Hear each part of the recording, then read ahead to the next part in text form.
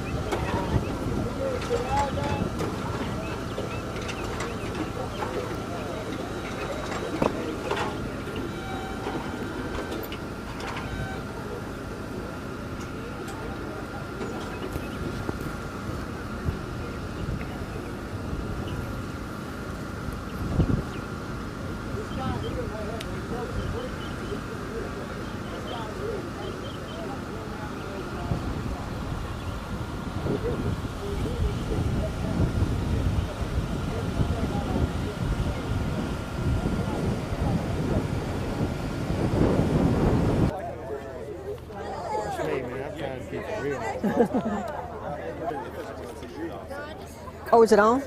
I see. If we could focus our attention in this area, and if you would be quiet, thank you. And we're trying to get young people in particular this year to buckle up. At the end of this month, there will be increased enforcement for not buckling up. So I'm giving you a fair chance at that, a warning that every position, every time, and it could be a fine up to $200. So I'm Terry Miller. I'm a traffic safety specialist in the Bryan District for TxDOT. TxDOT is sponsoring this today as far as the click it a ticket part, and we're also sponsoring the increased enforcement with the local police departments to increase belt usage. So we really encourage you today to buckle up every time in every position. Thank you.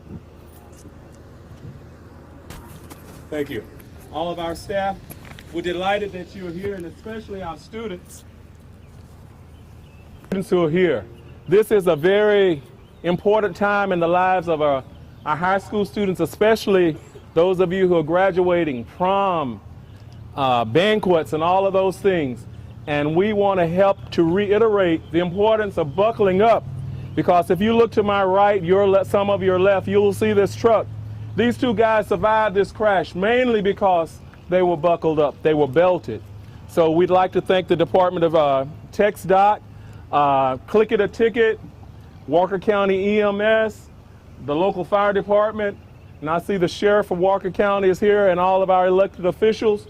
And we're delighted that you're here. Thanks to Beth McFadden, who's our SHAC coordinator, and all the people that work with her to make this happen. So I want you to pay close attention. This is not just an opportunity to be out of class. It's something that's very serious. If you take it serious, the life that you save might be your own. Thank you. Okay. Just call me Randy for now. The reason that we're here promoting this is very simple. Seatbelts work. You can live through a crash that you ordinarily would not live through. You don't have to be a good driver, you don't have to be a bad driver or drunk or doing something silly to need a seatbelt. Sometimes all you have to do is show up at the wrong place at the wrong time, and someone else does the work for you. We have a rollover condenser, which is going to demonstrate very similar to what happened in the crash truck. You've already heard these young men didn't do anything wrong. They had a mechanical problem. There was no way they could have stopped it or controlled it, but because they were properly restrained, they survived. We're going to do this first with the belts, then we're going to do it without the belts and show you the difference.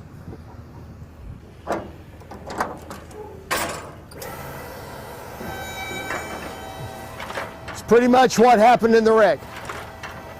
Notice the dummies flail around. You will too. You can't control your arms and legs, but notice that the seat belt is locked up. And the one thing he's not going to break is his neck. He's going to walk away from this one maybe with a few cuts and bruises. But now, I'm going to have an assistant that's going to unbuckle the driver. Girls, keep in mind that you're going to go face first through safety glass, which is a little bit like putting your face in a food processor when it's running. You need to stay in the car protected by the belt. Watch what happens now.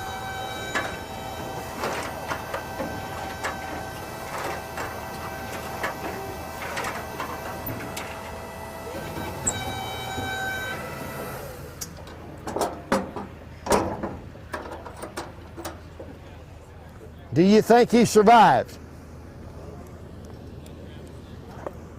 Very likely.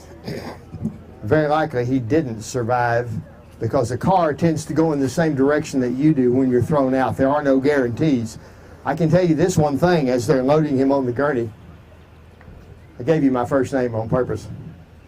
30 years as a Texas State Trooper. Seen a lot of wrecks. I've seen a lot of dead folks just your age. They all had one thing in common. They knew it couldn't possibly be them. But I've never unbuckled a dead man. Just keep a watch on Vince and Larry as they carry him over to the ambulance. This doesn't have to be you. We just want you to protect yourself, okay? Thank you.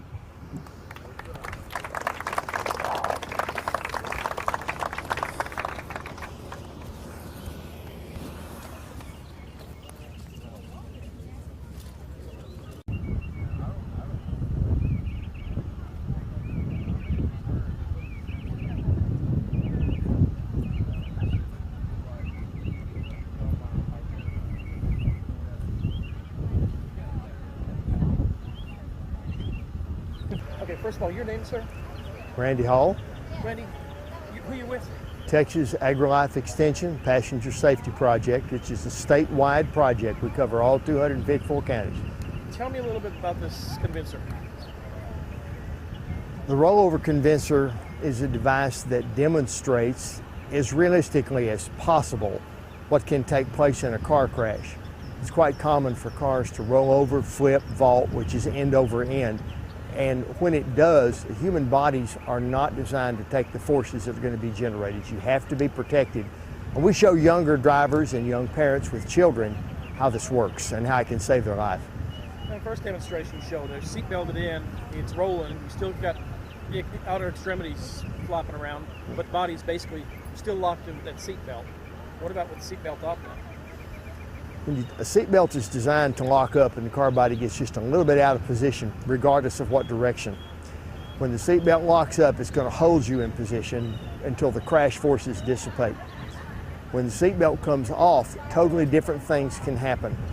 The heaviest part of your body is going to lead, which is your head. You're going to go head first, face first, in the direction of the force that hit you, whatever that was. Unfortunately, debris from the car and other things and the car itself can go in the same direction. It's not uncommon for police officers investigating a crash to see people run over by their own car after they've been thrown out. Been a state trooper how long? 30 years. What area were you in?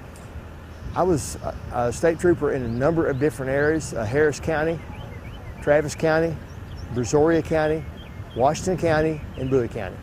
Some of the highest rated fatal accident areas in the states almost. Some, yes. And surprisingly enough, Bowie County up in northeast Texas was one of the worst, even though the population was quite small. Seeing this, I mean, all these years, you've seen with and without seatbelts. Convinced too, seatbelts work. Seatbelts absolutely work. As I said during the demonstration, I honestly have never unbuckled a dead man. Okay, go ahead.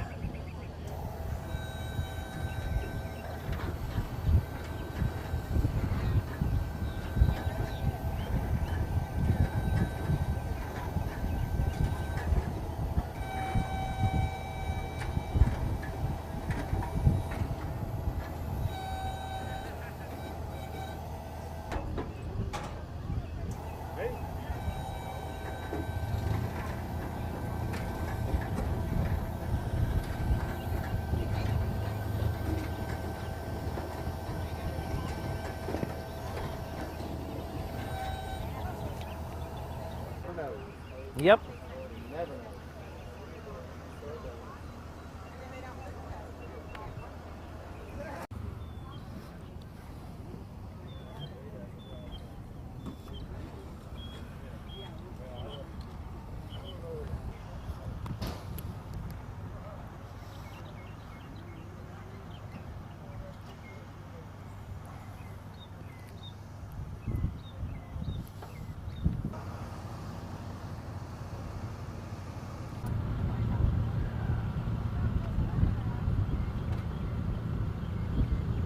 Tell me a little bit about these baby seats. Child safety seats are a device that everybody uses and most people use wrong. Installation can be a problem, setting up the harness can be a problem. Probably the biggest problem we have is that people want to face young children to the front way too early. According to the American Academy of Pediatrics, they need to rear face them at least 2, and even then to the maximum capacity of their rear-facing seat, which right now is between 35 and 45 pounds on anything that you buy new. Children should rear face to protect their head and neck, because you have to remember, we can't fix a broken neck or a broken spinal cord. Tell me what the rear facing does compared to the front facing. The rear-facing seat forms what essentially is a giant catcher's mitt. If you think of a catcher in a ball game catching a fastball, the entire ball is enclosed within the mitt. The same thing happens with the rear-facing seat, which gives maximum protection to the child. If you turn them around early, their head and neck is absolutely unprotected and will snap forward with a tremendous force. Their weight times the speed you're going. Appreciate it. All right, bro.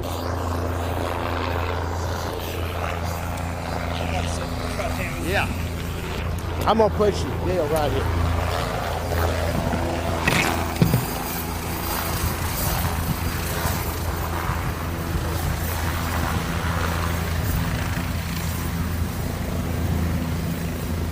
About our project? Yeah. Yeah. Thanks again. You have a card? Yes, I'll get you.